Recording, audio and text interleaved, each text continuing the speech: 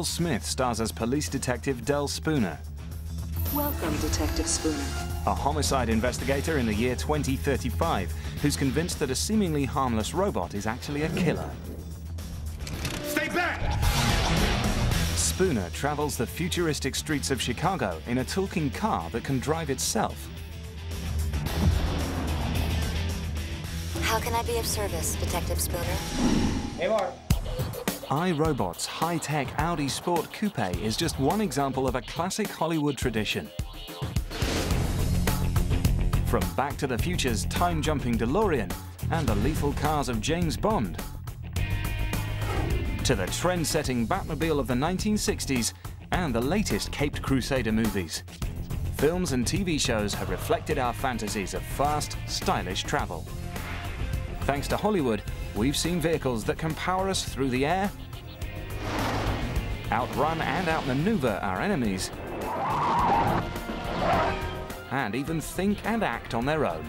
Kirby, shifting for himself against the supercar.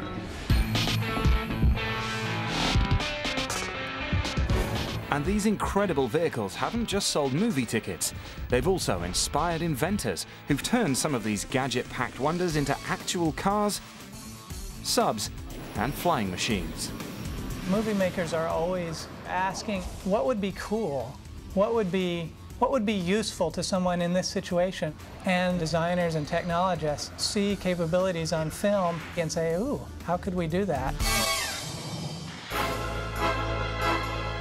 When it comes to choosing the ultimate Hollywood vehicle, many movie buffs think there's one that's definitely ahead of the pack. It's the Aston Martin DB5, the gadget-packed set of wheels driven by super spy James Bond and introduced in the 1964 movie Goldfinger. The DB5 was undeniably cool, and not just because it was driven by Sean Connery. It was packed from boot to bonnet with fantastic equipment and ingenious ways to take out bad guys. All devised by the brilliant, if slightly cranky inventor known as Q. You see this arm here? Smoke screen, oil slick, and left and right front wing machine guns. You see the gear lever here? If you take the top off, you fire the passenger ejector seat. Ejector seat? You're joking. I never joke about my work, 007. The cars we drive today are catching up with some of the DB5's most incredible features. One of its most useful extras, for example, was a navigation system that let Bond access road maps wherever he was driving. The homing tracking device in Goldfinger, you have a screen that's telling James Bond exactly where the person he's following is located and how far away he is, where those roads are, how those maps work. Today, it's a reality. Shortest distance. The cars of today haven't just caught up with the DB5's navigation system, they've surpassed it. I think Bond would be very, very disappointed with the performance of his system relative to how reality came out. Calculating route. Approaching freeway entrance on the right. You have arrived. We can actually determine the position of objects within about 2 to 3 centimeters using GPS and some of the correction systems like we have on this car. Most of the bells and whistles in Bond's DB5 were a lot more lethal, like the ejector seat, handy for dispatching unwanted passengers. While an automotive ejector seat might be tempting, this Aston Martin upgrade is strictly military issue.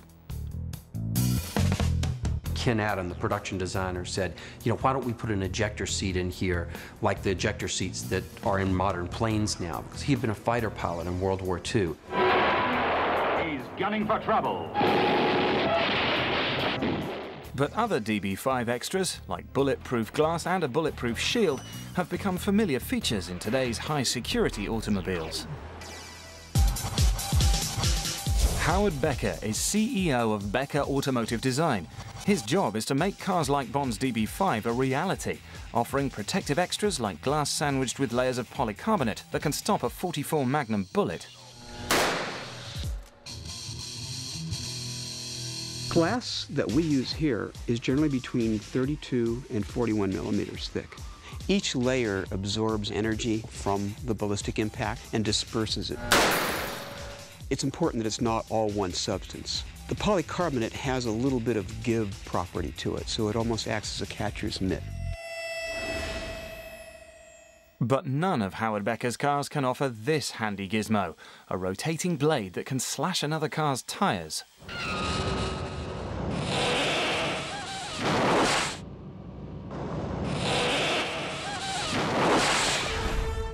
It's a case of Hollywood imitating Hollywood. The concept was borrowed from one of Bond producer Harry Saltzman's favourite films. Ben-Hur.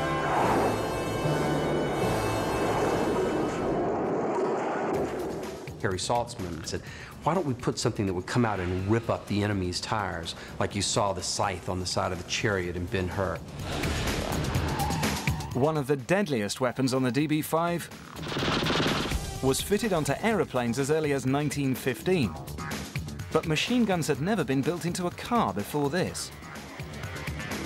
Once again, you come back to the fighter pilots who had worked on the Bond films and said, well, how about some wing machine guns like you have on planes that, you know, we would be flying back in World War II. So all of these things came out of real ideas and were utilized in a way that was unique, that nobody had ever seen with a sports car. Machine guns come out of the front. That is highly likely, highly plausible, highly realistic. Many people think that the acceleration of the bullets would somehow compromise the velocity of the car, when in fact the mass of the bullet is so small compared to the relative mass of the car that you wouldn't feel the gunfire. But it would be very expensive from the point of view of the weight of the automobile. The mechanism necessary to secure the gun would be substantial and would have an effect on the steering. So far, the DB5 seems surprisingly plausible. GPS, ejector seats, and even machine guns are all entirely possible extras. But what about the Aston Martin's slickest gadget, the one that let James Bond create an instant oil spill? Experts say that this DB5 bonus isn't feasible because of the weight it would add to the car. According to Frank Frisch, it would take between 20 and 30 gallons of oil to create the oil slick in Goldfinger.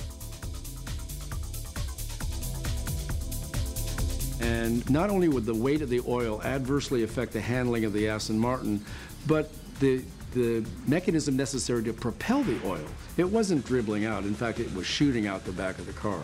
And this would be an added weight feature to the car that is not likely to take place.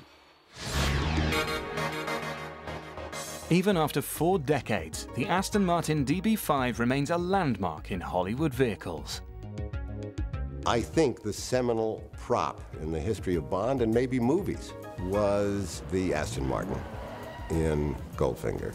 When the audience saw that, they went crazy. And from that point on, there was no turning back. After Goldfinger's release, the Aston Martin and James Bond became inseparable. The movie powered a garage full of DB5 merchandise, including 1965's Toy of the Year, the Corgi Company's mini Aston Martin, which sold over 4 million copies. Even today, the Bond Aston Martin remains a killer attraction at auto shows. And in January 2006, one of 4 DB5s used in the film sold at auction for over $2 million US. 1.1 sold. Ever since the introduction of the DB5, Bond movies have kept up with the latest in groundbreaking technology, and sometimes even jumped ahead of it. In You Only Live Twice, 007 navigates a personal helicopter known as Little Nellie. Diamonds are forever. In Diamonds Are Forever, he uses a moon buggy for a quick escape. In The Spy Who Loved Me, starring Roger Moore, 007's Lotus Esprit does double duty, carrying passengers both above and below water. It's the biggest, it's the best, it's Bond. And beyond. The James Bond films take place, as the filmmakers like to say, a couple of minutes in the future. So what they like to do is take real technology, real ideas that are out there, and then twist them and utilize them in a way that is unique for James Bond. In 1997's Tomorrow Never Dies, starring Pierce Brosnan, the Bond filmmakers took another technological test drive into the future. In this film, 007 drives a bulletproof BMW outfitted with remote controls that lets the super spy drive from the back seat.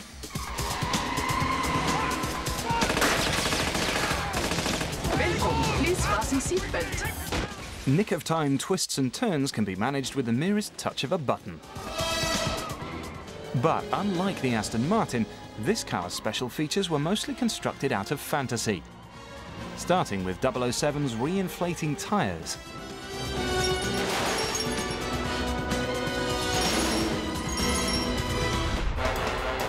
Tyres that re-inflate are being developed in the real world.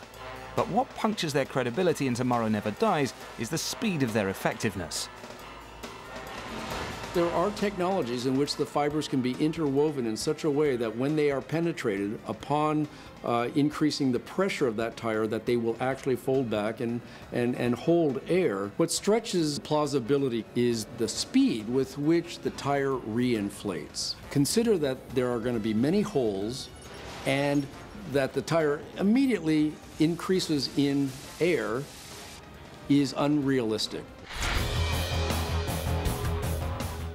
The vehicles of James Bond haven't just inspired inventors, they've also encouraged Hollywood producers to dream big. The DB5 made a huge mark, but it would have to move fast to keep up with the coolest car ever to leap from comic book pages onto TV and movie screens.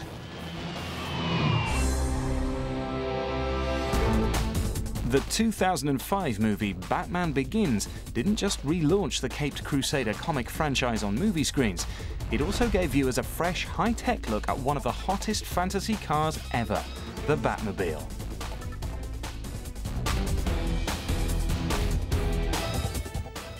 Able to race, jump, and even fly through the air, the new Batmobile continued a time-honored tradition, one that began in 1966 with legendary designer George Barris. The king of Hollywood car customizers, Barris created such TV automobiles as the Beverly Hillbillies Jalopy, the Munsters Coach, and their coffin-lidded Dragula.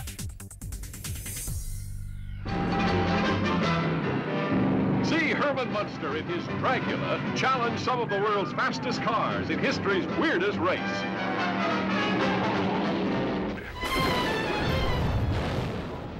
1960s TV also saw the debut of two classic crime-fighting cars, the Green Hornet's Black Beauty, designed by Dean Jeffries, and most famous of all, To the Batmobile.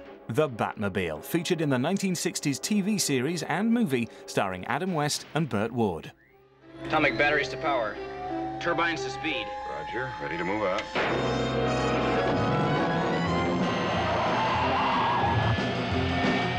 That car is a star.